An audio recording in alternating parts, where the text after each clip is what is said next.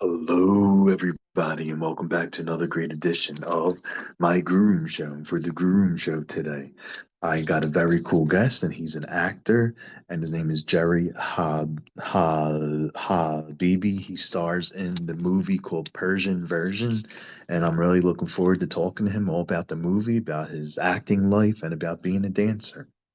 I am Rocco Cross. I am the host of Stutters, as you can tell. I am the host of the Grue Room Show. My interview with Jerry be coming up very soon. This is my Grue Room, and as always, my gruelings. Welcome to my nightmare, so stay tuned. All right, buddy. Welcome to Grue, and thank you so much for coming on and being a guest. I appreciate it. Thank you for having me. Of course, of course. So I guess the first question I want to start out asking you, I see growing up as a kid that you trained in Persian dance, and what forms of dance was it that you were doing?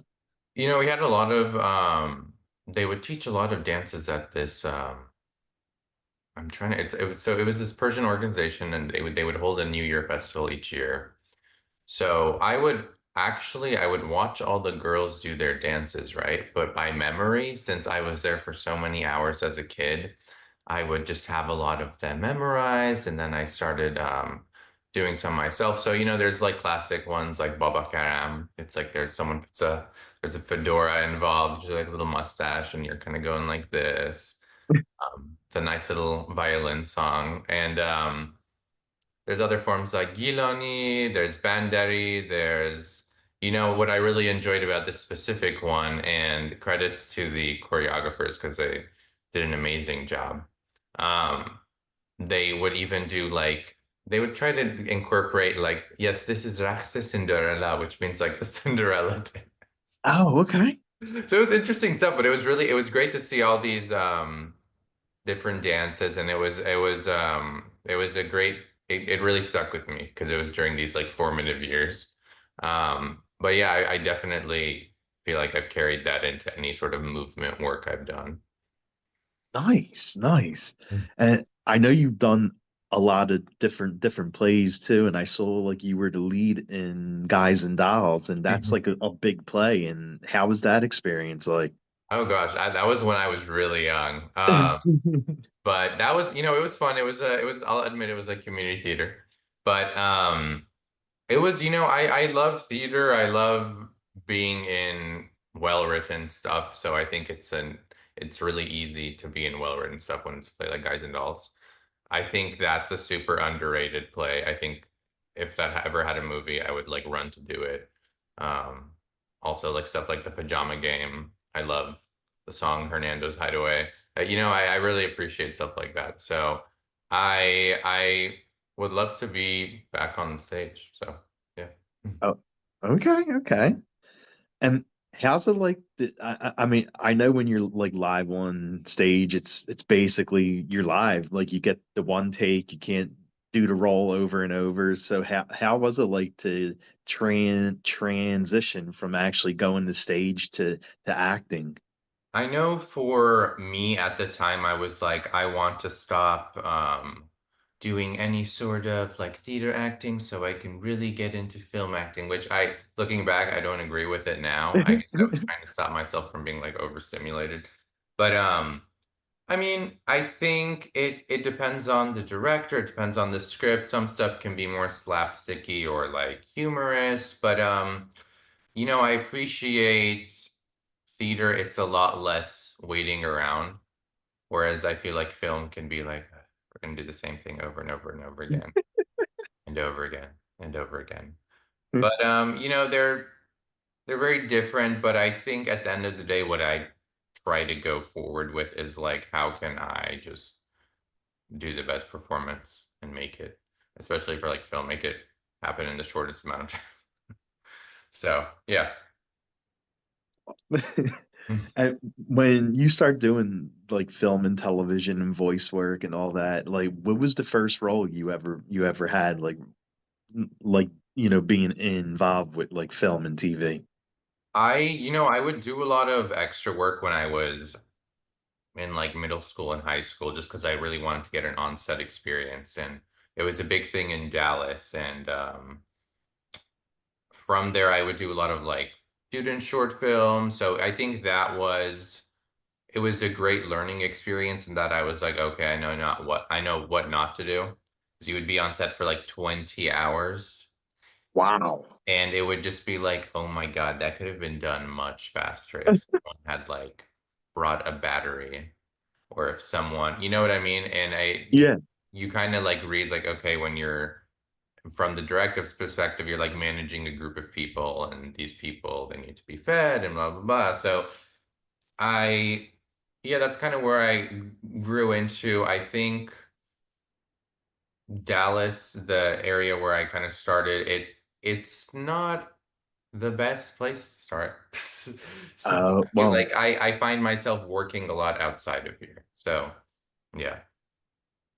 yeah. I mean, it's like California, New York now, actually in Atlanta, like they've been getting a lot of stuff. Oh yeah, Atlanta gets a ton.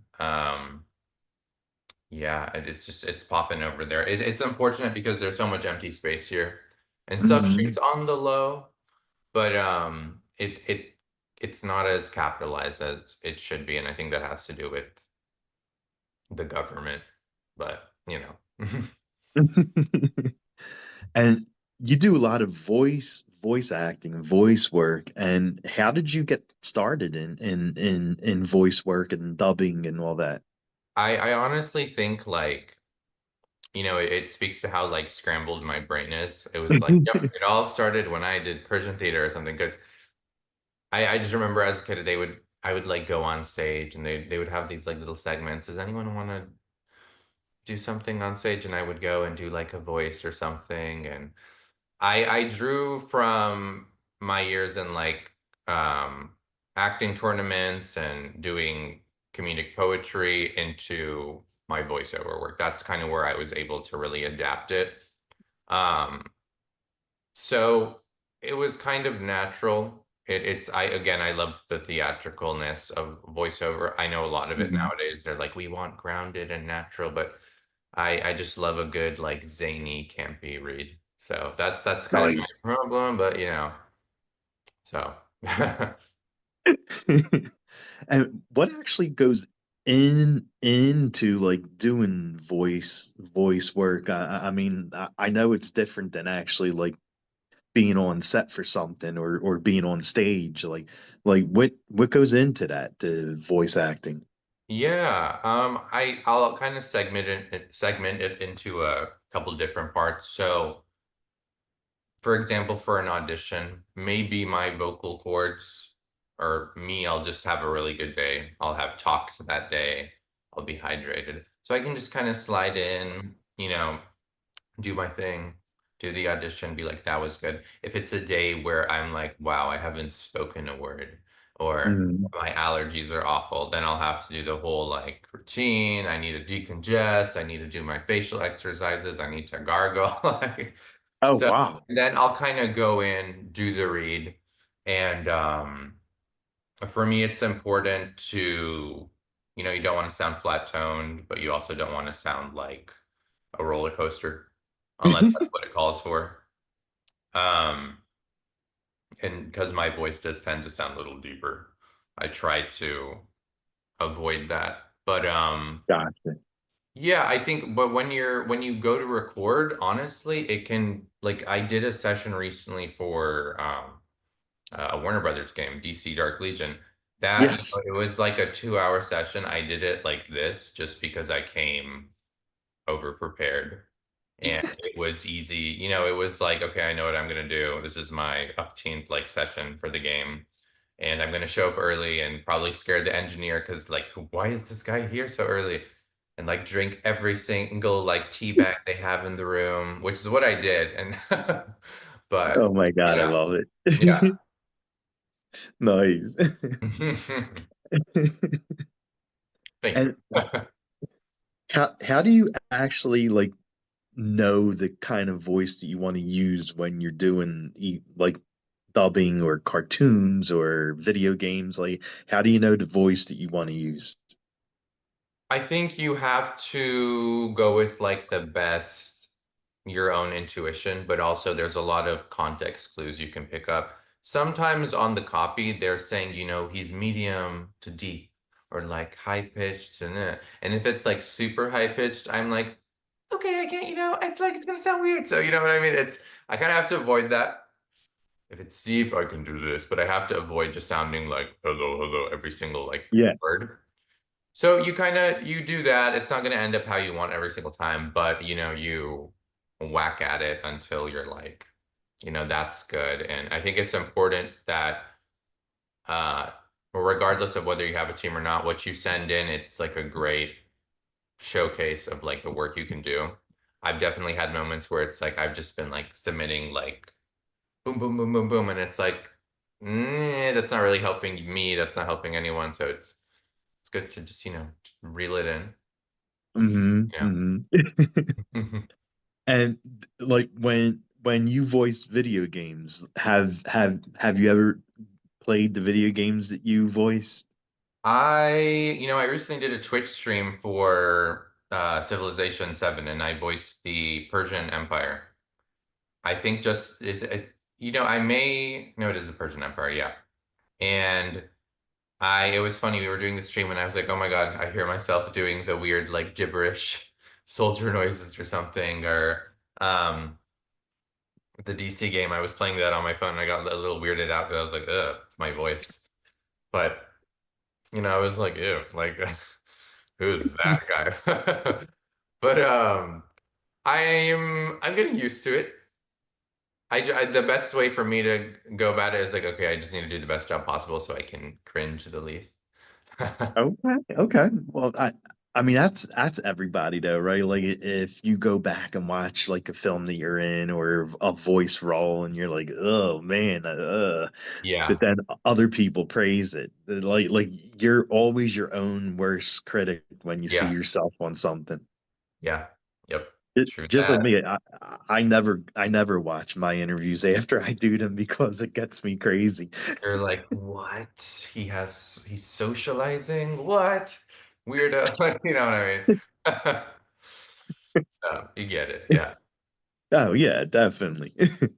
And I was reading online, like I didn't notice that you're the youngest actor to play Black Adam. Like I was reading that online, and how's that feel? Like I know there's been quite a few people that actually played the role of Black Adam. Whoa.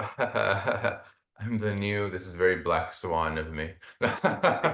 Um, that's awesome. I hope that they use me again and again and again. And when I'm old enough to play old Black Adam, throw me in there. But no, I think that's dope. And I think it also, if anyone's like, oh my God, am I right for this from a voice or even on camera perspective, that like your performance is gonna speak over your age. So Yes, definitely. boom. Boom, there you go.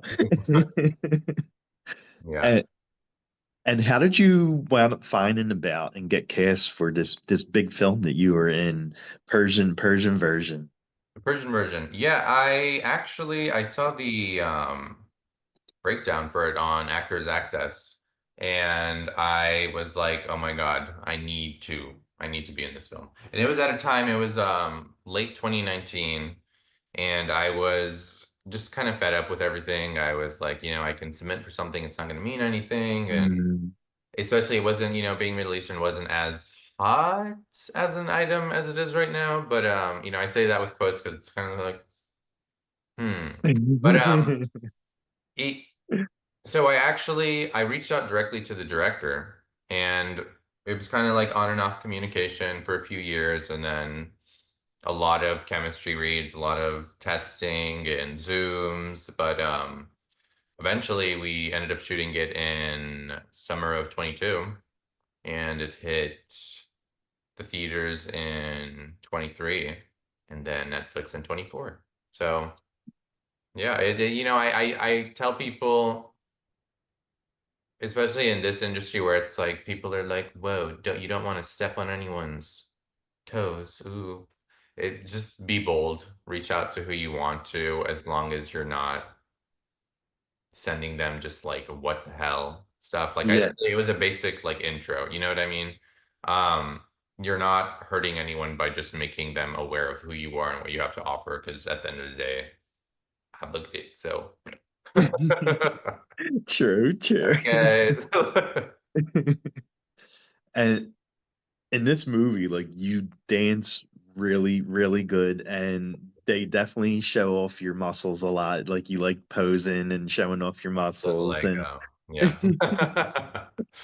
and like how was the choreography for those scenes like? Like did you know like what how you wanted to dance, or did they like guide you with that? So it was really, it was really like compressed. I would have loved a Hmm. longer time to learn everything or get into more stuff, but I had 2 days and it was, I think, 2 or 3 hour sessions per day. And there was a really great choreographer. He was actually from Texas, but he was in Turkey. And Oh, okay. it was hilarious because Texas, it has so many of these cheerleader choreographers. And so I was like, oh, this is insane. It's like someone plopped you out of. But anyway, so we learned those. Some of it he was kind of making it up as we were going, but he did a great job. There were also sideline cheers, but it was like a lot to learn in that compressed amount of time. And at the same time, they were choreographing the like wedding line dance, which I Oh, helped wow. with, like the thing that this, credits to me. That was me. Awesome. But it was a lot for the brain.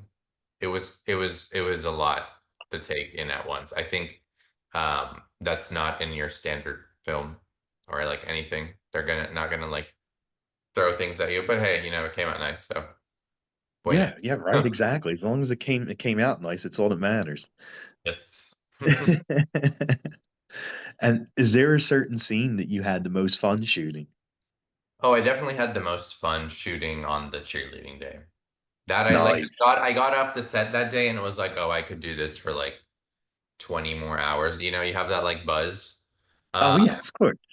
yeah, especially I really liked just the scenes with the mom and the daughter, and I thought that was fun. It was fun to like bounce off people and improv a little. Um, yeah, I had a lot of fun with it. Okay. And what did you like doing between takes?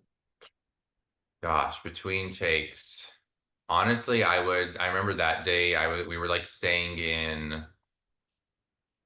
I mean, it was like you go from makeup to wardrobe, and I was like, oh my God, did this person cake my face too much? I'm gonna look insane on camera, so I gotta fix it a little myself. And then, um, because everything was happening so much, we were like practicing the dance as they were doing um, some of the takes on that day. So it was like it was you were definitely doing some work in between takes. Now, if it was a more Mm. chill day, it was like, no, I'm gonna eat. There you go. So, well, a win is a win. Yeah, especially like these film sets, like the catering is always amazing. So yeah, like I would definitely be Oh yeah. spending a lot of time at the catering tables stuffing my face. Especially in Turkey. It was great food and lots of coffee, lots of tea. There were a lot of cigarettes around, but that's not my thing. But yeah. So Nice. I didn't realize cigarettes and tobacco was such a hot thing in Turkey. I'm more of Really? Like I I've didn't never realize thought they're that. like the number one exporter of them. Really? So I remember flying in there and it was just like clouds of smoke and I was like, what? It was kind of cool, not gonna lie. It smelled nice from a distance. So the more you know. The more you know, exactly. Yeah. And when you aren't doing acting, like what do you like doing during your free time? Gosh. Man, I love going to the gym. I love listening to music, and when I try to go out and eat, that's always fun.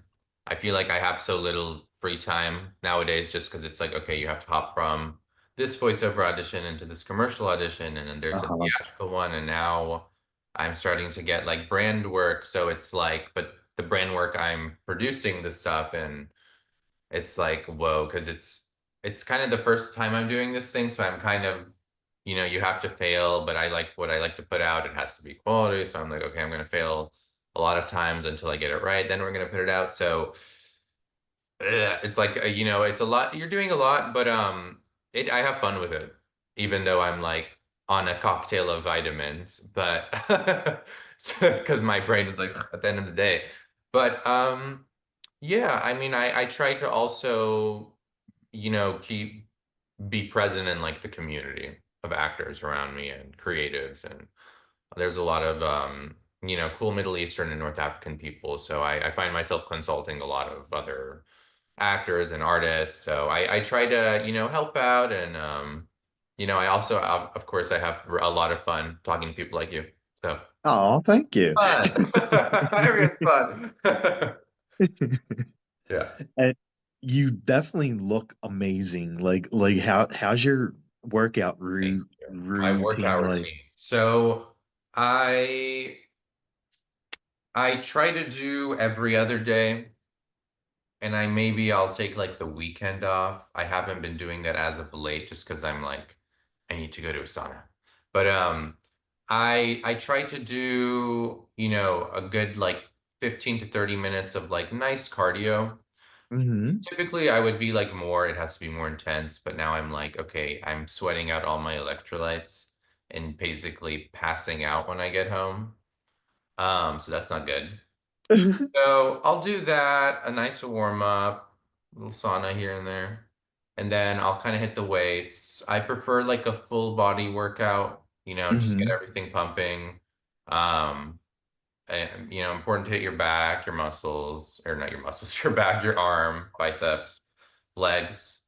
Legs are where the hormones are made, guys. That's important. Oh, Um, the way I look at it is if I'm hitting enough places in my body that it's like from the top to the bottom, then the blood is flowing. true, And I true, wake true. up and I feel like, okay, there's some hormonal gain there, and I feel better as I leave the gym. So I actually just came back. So I was like, see, that's at the top of my head. Um, so yeah,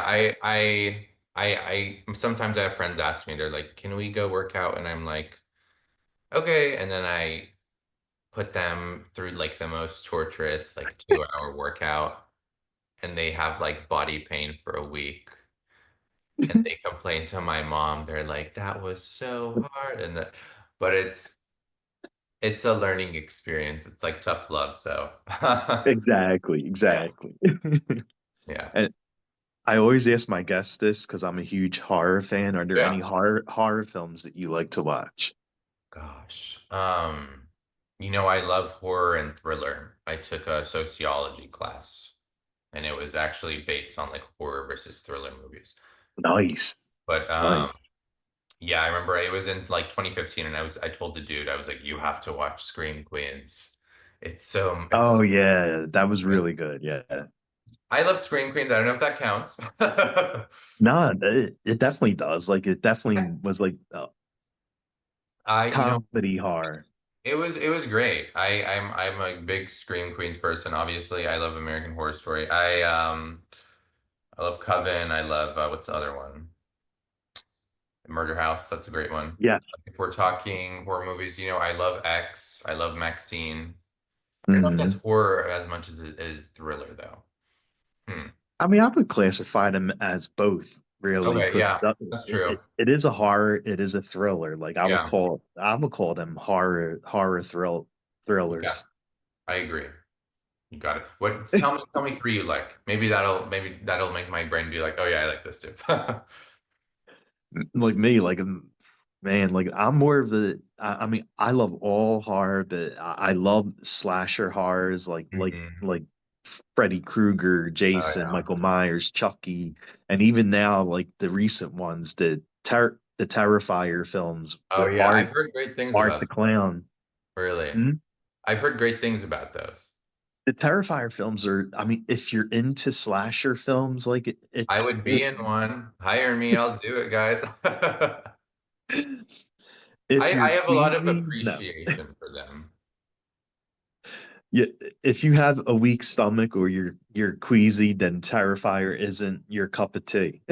No, it's funny because I growing up, I would be the weird kid who would be like, does anyone want to do a Ouija board night or a Ouija board night? And everyone would be like, is he satanic? And I was like, no, I thought it was cool.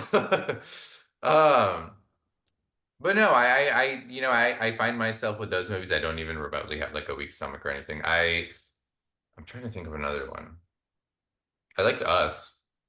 Yes. Us was good. Yeah, I like that was Nope. I good. don't know if Nope again. It's like is it horror? Is it thriller? But I liked I like these. So And I guess like the last thing I'll ask you uh, basically is where could fans keep up with everything coming up with you? Any films or TV you're doing? Like where could they yeah, follow you at? yeah. I have a couple things in the works. We'll have to see how they move. One of them, I've been reading script for like over a year. It's a good friend. He's an amazing screenplay writer. Uh, I'm like, how much of this can I say? We'll talk to about it next time. But Yeah, yeah, I mean, keep up with me on Instagram, keep up with me on X. I have a website, IMDb, feel free to follow me wherever. Keep up wherever. I'm a social guy. I try to be available, accessible. So yeah. awesome, bud. Well, thanks so much for taking time and working with me on. Of I know I course. had to reschedule a couple times, but No, thanks so totally much for okay. working with me. Oh, of course. I'm very happy you reached out. It's always flattering. Awesome, man. Yeah. Well, we'll definitely have a great rest of the day, and thank you again for doing this. You too. Thank you so much. Have a great one. You too. Bye. Bye.